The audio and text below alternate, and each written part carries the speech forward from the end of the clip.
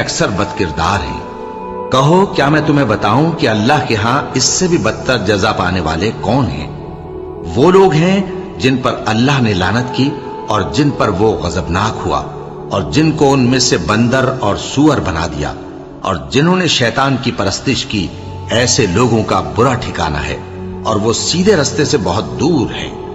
اور جب یہ لوگ تمہارے پاس آتے ہیں تو کہتے ہیں کہ ہم ایمان لے آئے، حالانکہ کفر لے کر آتے ہیں اور اسی کو لے کر جاتے ہیں، اور جن باتوں کو یہ چھپاتے ہیں اللہ ان کو خوب جانتا ہے۔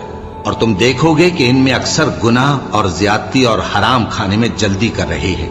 بے شک یہ جو کچھ کرتے ہیں برا کرتے ہیں۔ بھلا ان کے مشائخ اور علماء انہیں گناہ کی باتیں کہنے اور حرام کھانے سے منع کیوں نہیں کرتے؟ بلا شبہ وہ بھی برا کرتے ہیں۔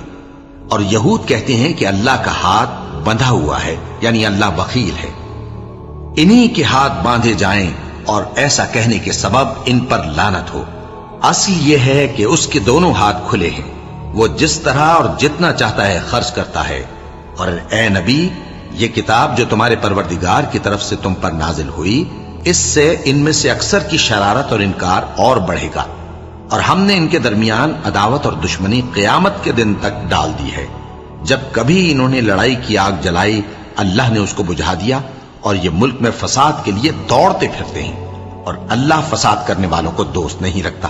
اور اگر اہل کتاب ایمان لاتے اور پرہیزگاری کرتے تو ہم ان سے ان کے گناہ دور کر دیتے اور ان کو نعمت کے باغوں میں